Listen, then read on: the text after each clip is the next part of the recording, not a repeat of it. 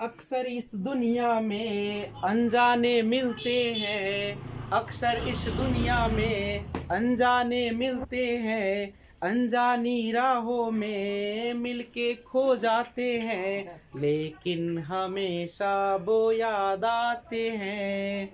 अक्सर इस दुनिया में अनजाने मिलते हैं। Hello friends, this is Vijay Rajput and welcome to learner eyes by VRP. तो आइए आज हम लोग Indian civilisation and culture Mahatma Gandhi के द्वारा जो लिखा गया एक एस्से है, जो उन्होंने ऑटोबायोग्राफी एक भी लिखा है, माय एक्सपेरिमेंट्स विद ट्रूथ। तो इंडियन सिविलाइजेशन एंड कल्चर जो कि एस्से है, पार्ट ए मैं लेकर आया हूं, जिसमें हम लोग पैराग्राफ 1 से लेकर 12 तक आज देखेंगे। और यह 1200 मार्क्स रेनबो इंग्लिश लिटरेचर का एक पार्ट है। और किसके सहयोग से आप देखेंगे तो ये लर्नर आइज बाय वीआरपी। तो आइए हम लोग स्टार्ट करते हैं इसे। सबसे पहले देखते हैं पैराग्राफ 1 से। सभी लोग बुक खोल लेंगे अपना अपना, और उसके बाद और देखिए फर्स्ट पैराग्राफ बोलता है कि आई बिलीव दैट, मेरा मानना है कि the civilization India has evolved, Bharat में सभ्यता जो विकसित हुई है, is not to be beaten in the world, दुनिया में चुनौती नहीं दिया जा सकता है। I believe that the civilization India has evolved is not to be beaten in the world, मेरा मानना है कि भारत में विकसित सभ्यता को दुनिया में चुनौती नहीं दिया जा सकता है। सेकेंड है कि nothing can equal the seeds sown by our ancestors. Nothing माने होता कुछ भी नहीं, और इक्वल माने बराबरी करना, द सीड्स माने बीज, शोन मीन्स बोना, बाय आवर एंसेस्टर्स जो हमारे पूर्वजों के द्वारा बोया गया है। यानी nothing can equal the seeds sown by our ancestors, हमारे पूर्वजों द्वारा बोए गए बीजों के बराबर कुछ भी नहीं हो सकता है। रोम बेंट, रोम दुनिया से मिट गया। Greece share the same fate, Greece का वही हाल हुआ।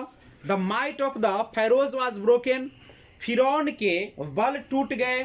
या ये जो फैरो होते हैं वह रूलर होते हैं कहाँ के, मिस्र के, तो उनके बल टूट गए, उनकी शक्ति खत्म हो गई। Japan has become westernize, Japan पश्चिमी देश जैसा बन गया। Of China nothing can be said, और चीन के बारे में कुछ भी नहीं कहा जा सकता। एक बार फिर से सुनिएगा, Japan has become westernize, Japan पश्चिमी देश जैसा बन गया। Of China nothing can be said, और चीन के बारे में कुछ भी नहीं कहा जा सकता है। बट इंडिया इज स्टिल, लेकिन भारत जो है अभी भी सम हाउ और अदर, किसी न किसी तरह, sound at the foundation, foundation का मतलब होता है नींव, और साउंड मीन्स जमा हुआ। यानी बट इंडिया इज स्टिल, लेकिन भारत अभी भी सम हाउ और अदर, किसी न किसी तरह, साउंड एट द फाउंडेशन, अपनी नींव पर जमा हुआ है।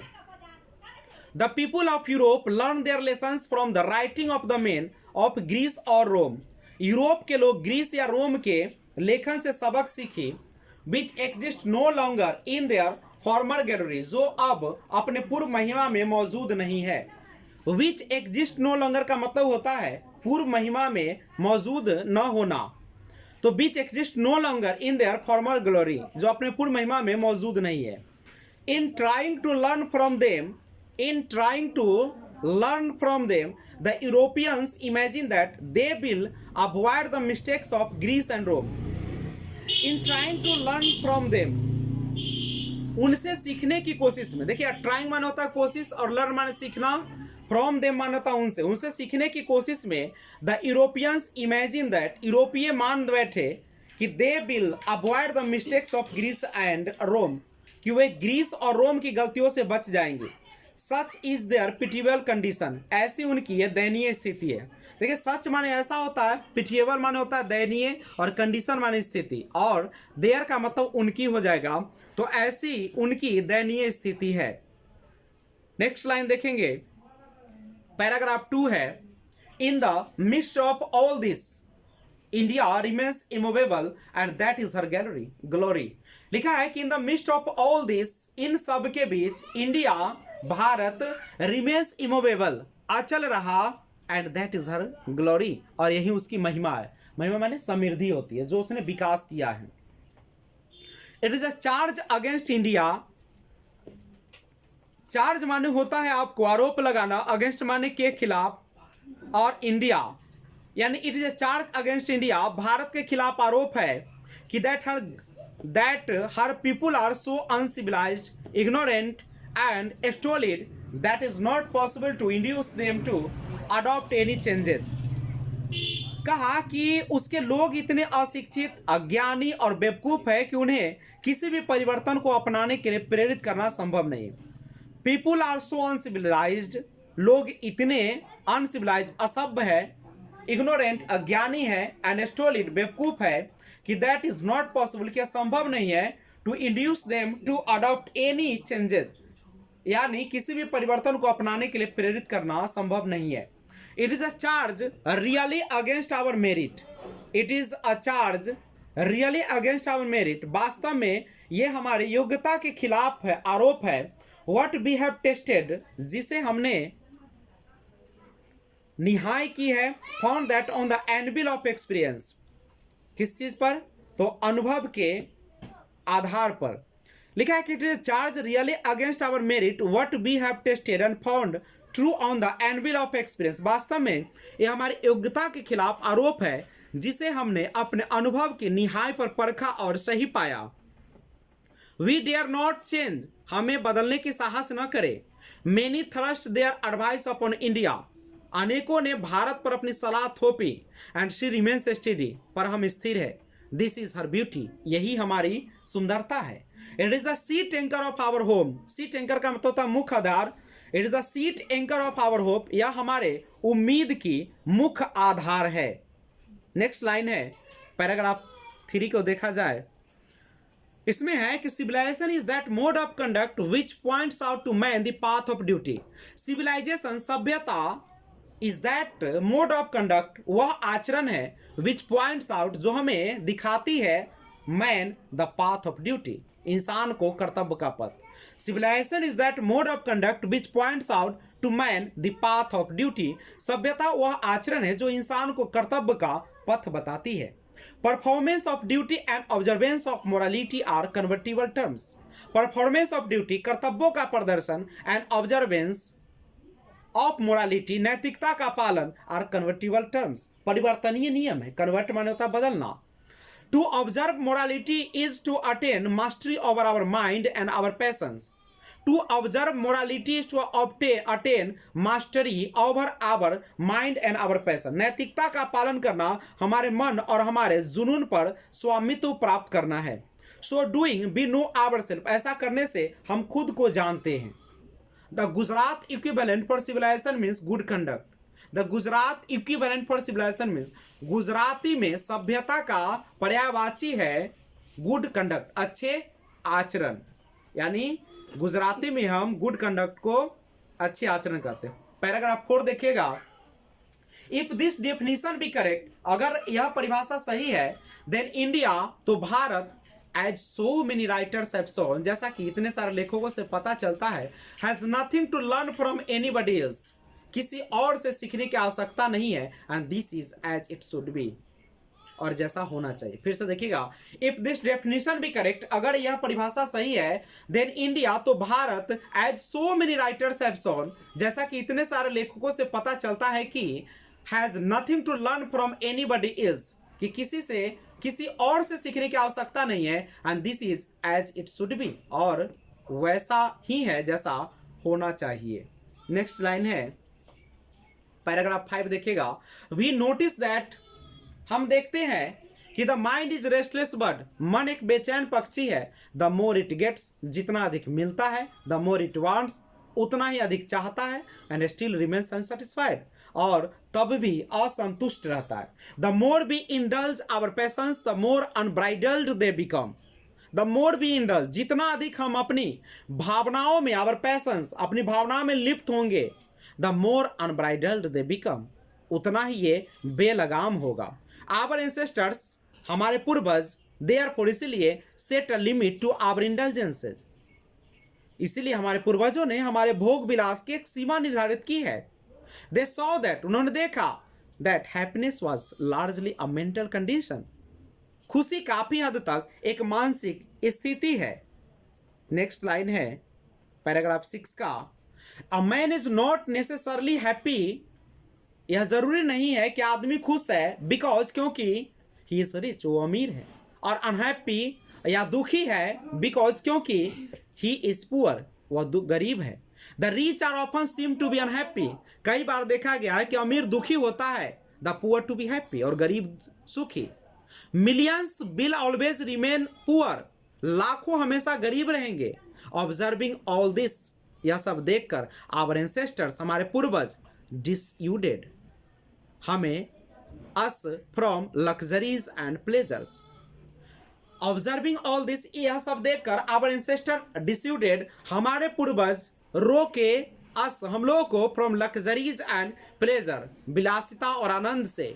We have managed with the same kind of plow as existed thousands of years ago. हजारों साल से हम उसी तरह के हल के साथ काम कर चुके हैं। We have retained the same kind of cottages that we had in former times. हम उसी तरह का कपास उगाते चले आ रहे हैं जो बरसों से उगा रहे हैं। नेक्स्ट लाइन है, and our indigenous education remains the same as before, और हमारी स्वदेशी शिक्षा पहले की तरह ही है। We have had no system of life corroding competition, हमारे पास जीवन भ्रष्ट प्रतियोगिता या गला काट प्रतियोगिता की कोई प्रणाली नहीं है। Each followed his own occupation और trade and charge religious wage, सब अपने अपने व्यवसाय व्यापार में लगे हैं और यह निर्धारित मजदूरी लेते हैं। It was not that we did not know how to invent machinery, ऐसा नहीं था कि हमें मशीनरी का आविष्कार करने का तरीका पता नहीं है, but our forefathers knew that, बल्कि हमारे पूर्वजों को पता था। If we set our hearts after such things, अगर हम ऐसी चीजों में अपना दिल लगाते हैं, we would become slaves and lose our moral fiber, तो हम उस चीजों को दास बन जाएंगे और अपना चरित्र खो देंगे। They therefore after due deliberation decided that we should only do what could with our hands and feet. They saw that our real happiness and health considered in a proper use of our hands and feet. वह इसलिए विचार विमर्श के बाद निर्णय लिया कि हमें केवल वही करना चाहिए जो अपने हाथों और पैरों के बल पे कर सके। उन्होंने देखा कि हमारी वास्तविक खुशी और स्वास्थ्य हमारे हाथों और पैरों के उचित उपयोग में है। और नेक्स्ट लाइन है आपके सामने, वो है पैराग्राफ 7 का। दे फर्दर का मतलब होता है आगे। दे फर्दर, उन्होंने आगे रीजन तर्क दिया दैट की लार्ज सिटीज वर अ स्नेयर, कि बड़े शहर प्रलोभन का एक जाल है, एंड यूजलेस इनकम्बरेंस, और तथा बेकार का एक बोझ है, and that people would not be happy in them, जिसमें लोग खुश नहीं रह पाएंगे। That there would be gangs of thieves and robbers, prostitution and the vice flourishing in them, and that poor men would be robbed by rich men, कि चारों ओर लुटेरों का गिरोह होगा, वेश्यावृत्ति और बुराइयां इनमें फल फूलेंगी और गरीब लोग को अमीर द्वारा लूटा जाएगा। They were therefore satisfied with the small villages, इसलिए वे छोटे से गांवों में संतुष्ट थे। और नेक्स्ट लाइन है, गौर करेंगे पैराग्राफ 7 का। Everybody knew that, हम हर कोई जानता था कि these profession were not particularly superior, कि यह व्यवसाय विशेष रूप से श्रेष्ठ नहीं थे। मोर ओवर, इसके अलावा, these vakils and vaids did not rob people, they were considered people's dependents, not their masters. इसके अलावा ये वकील और डॉक्टरों लोगों को नहीं लूटते थे, वे लोग आश्रित समझे जाते थे, न कि उनके स्वामी। Justice was to liberalize fair. The ordinary rule was to avoid courts.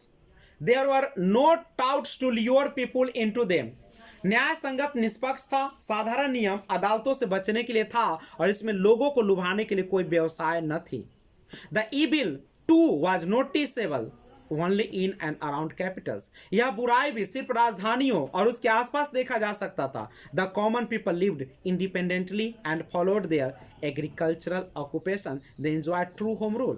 आम लोग स्वतंत्र रूप से रहते और अपनी कृषि व्यवसाय किया करते थे, और वह घर की जिंदगी का सच्चा आनंद लिया करते थे। आइए नेक्स्ट लाइन की ओर बढ़ते हैं, पैराग्राफ 9 की ओर। The Indian civilization as described by me has been so described by its votaries. भारतीय सभ्यता जैसा कि मेरे द्वारा वर्णित है, इसके तरफदार या शुभ चिंतक द्वारा इसी तरह वर्णित किया गया है। In no part of the world, दुनिया में किसी भी हिस्से में, एंड अंडर नो सिविलाइजेशन, और कोई भी सभ्यता में, have all main attain perfection, वहां के सभी लोग सिद्धि को प्राप्त नहीं कर सकते, पूर्णता को प्राप्त नहीं कर पाते हैं। The tendency of the Indian civilization is to elevate the moral being, that of the western civilization is to propagate immorality. भारतीय सभ्यता की प्रवृत्ति नैतिक स्तर को बढ़ाना है, जबकि पश्चिमी सभ्यता का अनैतिकता का प्रचार प्रसार करना है। नेक्स्ट लाइन है, द लैटर इज गॉडलेस, वाद वाला ईश्वरहीन है। The former is based on belief in God, पूर्व वाला ईश्वर में विश्वास रखने वाला है। So understanding and so believing, बहुत ही समझने लायक और बहुत ही विश्वास करने योग्य। It is behoves every lover of India to cling to the old Indian civilization even as child clings to the mother's breast. यह भारत से प्यार करने वालों का कर्तव्य या जिम्मेदारी है कि भारत की पुरानी सभ्यता से चिपक जाए, उसी तरह जिस तरह एक बच्चा माँ की छाती से चिपका रहता है। और आगे है नेक्स्ट लाइन, पैराग्राफ 10 के रूप में देखेंगे। I am no hater of the West, मैं पश्चिमियों का निंदक नहीं हूं। I am thankful to the West for many a thing I have learn from western literature, मैं पश्चिमियों का आभारी हूं कि उनकी साहित्य से बहुत कुछ सीखा। But I am thankful to the modern civilization for teaching me that if I want India to rise to its fullest height, लेकिन मैं आधुनिक सभ्यता का आभारी हूं ये सिखाने के लिए कि अगर मैं भारत को शिखर तक पहुंचाना चाहता हूं तो I must tell my countryman frankly that, मुझे अवश्य अपने देशवासी से साफ तौर पर कह देना चाहिए। After years and years of experience of the modern civilization, I have learnt one lesson from it, and that is that we must shun it all cost. आधुनिक सभ्यता के वर्षों के अनुभव के बाद मैंने इसे एक सबक सीखा, और वो ये है कि हमें इससे किसी भी कीमतों पर दूर रखना चाहिए। नेक्स्ट लाइन है, और वह लाइन है आपके पास 11 number paragraph. What is modern civilization, आधुनिक सभ्यता क्या है? It is worship of the material, यह संसाधन की पूजा है। It is the worship of the routines, यह हमारे अंदर के भाव शून्यता की पूजा है। इट इज अनएडल्टरेटेड मटेरियलिज्म, यह पूर्णतः भौतिकवाद है। And modern civilization is nothing if it does not think at every step of the triumph of material civilization, और आधुनिक सभ्यता कुछ भी नहीं है अगर वह भौतिक सभ्यता की जीत के हर चरण के बारे में नहीं सोचती है। और आइए हम लोग देखते हैं नेक्स्ट लाइन को, और आपका जो नेक्स्ट लाइन है वह है 11 के बाद 12 देखिएगा। इट इज परहैप्स अननेसेसरी, या शायद अनावश्यक है, if not useless to weigh compare the merits of the two civilization, कि दोनों सभ्यताओं के गुणों की तुलना करना। It is likely that the West has evolved a civilization suited to its climate and surrounding, यह प्रतीत होता है कि पश्चिम ने ये एक ऐसी सभ्यता विकसित की है जो उसके जलवायु और परिवेश के अनुकूल है। एंड सिमिलरली, और ठीक उसी तरह, we have civilization suited to our condition, हमारी सभ्यता है जो हमारी परिस्थितियों के अनुकूल है। And both are good in their own respective sphere, और दोनों ही अपने अपने क्षेत्रों में अच्छे हैं, इसलिए हम किसी को बुरा या अच्छा नहीं कह सकते हैं। तो ये था पैराग्राफ 1 से लेकर 12 तक। तो आपको अगर वीडियो अच्छा लगा तो आप इसे सब्सक्राइब कर देंगे, बेल आइकन को ऑल पे प्रेस कर देंगे। Thanks for watching. जय हिंद, जय भारत।